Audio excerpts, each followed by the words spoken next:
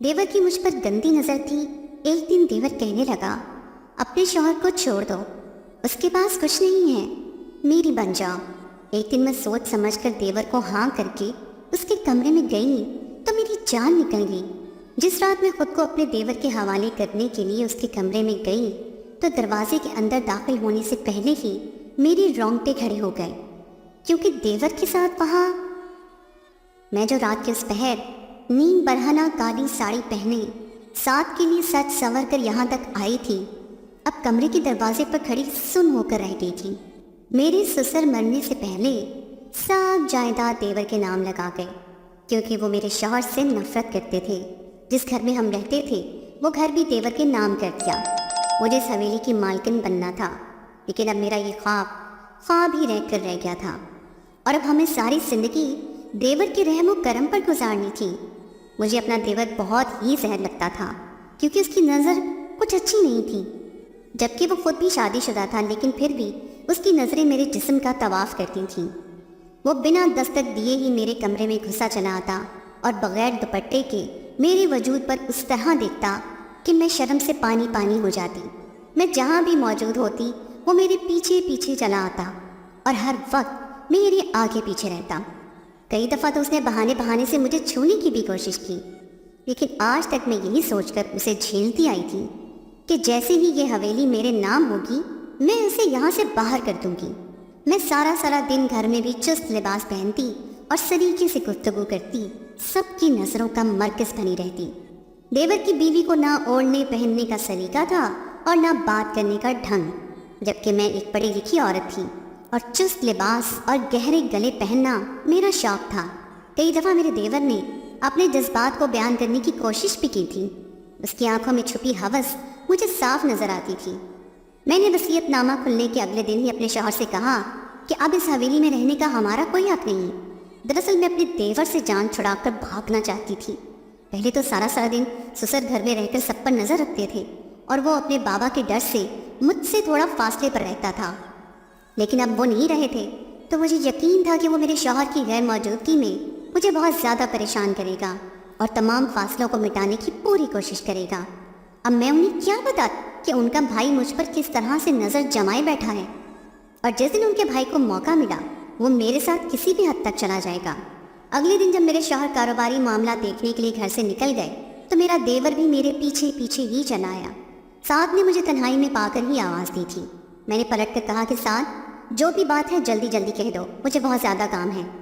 दरअसल मुझे अकेले में उससे खौफ आ रहा था। मेरी बात सुनते ही साद दिल लगी करते हुए कहने लगा कि अरे भरजाई, आपको काम करने की क्या ज़रूरत है, आप तो बस आराम कीजिए। ये कहते कहते वो मेरे करीब चला आया और मुझे दीवार के साथ लगाकर मेरे बहुत करीब हो गया। मेरी सांसें रुकने लगी थी। वो पूरी तरह मेरी हालत से महसूस हो रहा था। मेरा दुपट्टा कंधे से गिर गया था और साथ की नज़र मेरे गहरे गले पर जम गई थी। मैं जो उसकी गुर्बत पाकर अपने होश खोने लगी थी। उसकी बात सुनकर मैंने कोई खातिर खा जवाब न दिया और जल्दी से अपने दुपट्टे को ठीक करने लगी। वो अचानक खुद ही बोल उठा कि आपके जिस्म पर यह लाल रंग का जोड़ा खूब जचता है। मैंने एक लम्हे के लिए उसकी बेपाक नज़रों को देखा, जो बड़ी आराम से मेरे पूरे जिस्म पर नजरें जमाए मुझसे बात कर रहा था। भरजाई जी, क्या आपको नहीं लगता कि आप अपना हुस्न बर्बाद कर रही हैं और आप लोग अब मेरे रहमो करम पर पड़े हैं? एक ऐसे शख्स के साथ आप अपनी जवानी और ज़िंदगी क्यों बर्बाद करना चाहती हैं? मेरे देवर ने जानबूझकर मेरी दुखती रग पर हाथ रख दिया था। औलाद के ना होने के दुख में मैं दिन ब दिन घुलती जा रही थी। वो एक दफ़ा फिर मेरे करीब आते मुझे कहने लगा कि आपकी जवानी देखकर तो कभी कभी मैं भी घायल होने लगता हूँ। मैं आपके हुस्न को अपनी दौलत से और अपनी मोहब्बत से मज़ीद निखार दूँगा और आपकी झोली औलाद से भी भर जाएगी। मेरे देवर ने कहा कि मैं आपके साथ कुछ कीमती लम्हे गुजारना चाहता हूँ। आप अपना कुछ वक्त मुझे दे दीजिए और बदले में मुझसे सब कुछ ले लें।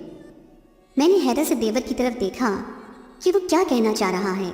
मैंने गुस्से से उसकी तरफ देखा तो कहने लगा, भरजाई जी बेफिक्र रहिए, मेरे भाई को इस बारे में कुछ भी नहीं होगा और ना ही मेरी बीवी को।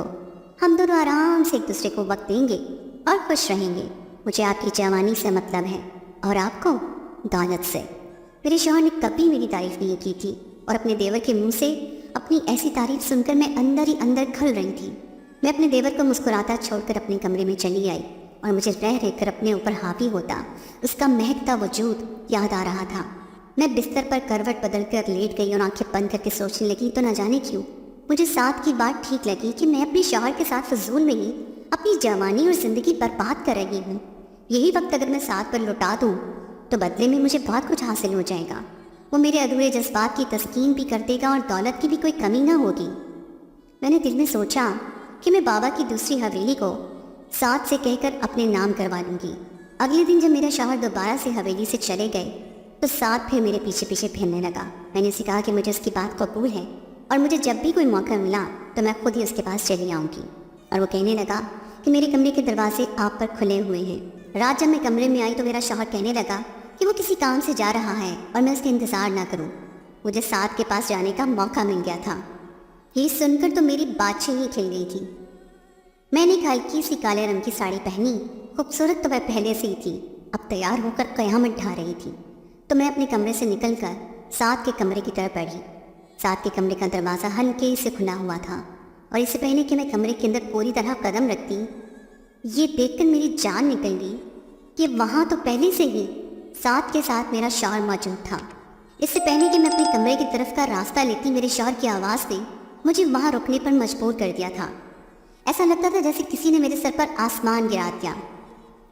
میں سوچ بھی نہیں سکتی تھی کہ میرا شوہر ایسا بھی کچھ کر سکتا ہے۔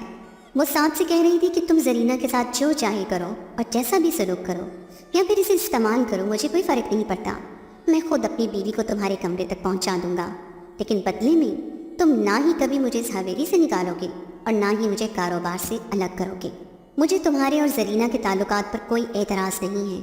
ساتھ کہنے لگا کہ میں نے زرینہ سے بات کی ہے اور جلد ہی میرے کمرے میں وہ خود چلی آئے گی، لیکن تمہیں ہر رات ڈیرے پر گزارنی ہوگی تاکہ زرینہ پرسکون ہو کر میرے ساتھ رہ سکے۔ میرے شوہر نے مسکراتے ہوئے ڈیل ڈن کر لی تھی۔ اس نے تو اپنے بھائی کے ساتھ میرا ہی سودا کر دیا تھا۔ میں جو یہ سوچ کر ساتھ کے کمرے تک آئی تھی کہ اس سے بدلے میں ایک حویلی اپنے نام لکھوا لوں گی، میرا شوہر تو مجھ سے بھی 10 قدم آگے نکلا تھا۔ میرا شوہر جیسے ہی ساتھ کے کمرے سے نکلنے لگا تو میں ساتھ کے کمرے میں داخل ہوئی۔ مجھے اس طرح بن سنور کر جسم جھلکاتی کالی ساڑی میں اپنے کمرے میں آتا دیکھ کر تو ساتھ خوشی سے دیوانہ ہو گیا۔ وہ اپنی نظروں سے ہی اپنی پیاس بجھانے میں مصروف تھا اور بار بار مجھے سر سے پاؤں تک دیکھتا ہوا میرے گورے بدن کو اپنی آنکھوں میں سما رہا تھا اور تڑپ کر میرے پاس چلا آیا اور میرا ہاتھ پکڑ کر مجھے اپنے بستر پر بٹھا لیا۔ اس کی بےتابیاں عروج پر تھی اور وہ بہت زیادہ مدہوش نظر آ رہا تھا۔ میں ساتھ کے کان کے قریب جھکی اور آہستہ اس کے کان میں سرگوشی کی کہ میں ہمیشہ کے لیے اس کی ہو سکتی ہوں۔ میری بات سن کر وہ ایک لمحے کے لیے چونکا تھا، لیکن میں جانتی تھی کہ آج کی رات وہ میری ہر بات مان لے گا اور میری بات سن کر فوراً ہی کہنے لگا، زرینہ تم حکم تو کرو۔ میں نے خود کو اس پر نچھاور کرتے ہوئے اسے کہا کہ میں اپنے پورے ہوش و حواس میں یہ بات کر رہی ہوں، اگر وہ میری بات مانے گا تبھی میں خود کو پوری طرح اس پر عیاں کر دوں گی۔ میں نے ساتھ سے کہا تھا کہ میں ساری زندگی کے لیے اس کی ہو سکتی ہوں اگر وہ میرے شوہر کو گھر اور جائیداد سے بے دخل کر کے سڑک پر کھڑا کر دے تو۔ میں نے ساتھ سے کہا تھا کہ وہ مجھ سے نکاح کر لے، میں اپنے شوہر سے طلاق لے کر اس کی بیوی بن جاؤں گی۔ میری بات سن کر وہ ایک لمحے کے لیے چونکا تھا، لیکن میں جانتی تھی کہ آج کی رات وہ میری ہر بات مان لے گا اور ساری زندگی کے لیے اس کی غلام ہو جاؤں گی۔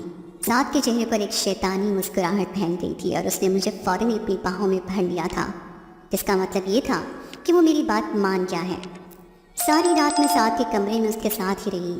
اس کا پاگل پن تو اپنی حدوں پر تھا، وہ دنیا بھلائے بس مجھ میں سما گیا تھا اور ہم دونوں ساری رات یوں ہی ایک دوسرے کو مکمل کرتے رہے۔ ساتھ کو میری طلب تو بہت پہلے سے تھی، لیکن اس رات تو میں بھی ساتھ کا ساتھ دے رہی تھی کیونکہ وہ میری شرط مان گیا تھا۔ صبح جب میں ساتھ کے کمرے سے نکلنے لگی تو ساتھ نے کہا کہ وہ مجھ سے کیا ہوا وعدہ ضرور پورا کرے گا۔ اگر وہ اپنے وعدے کا پابند رہا تو میں اسے زندگی بھر اسی طرح خوش رکھوں گی۔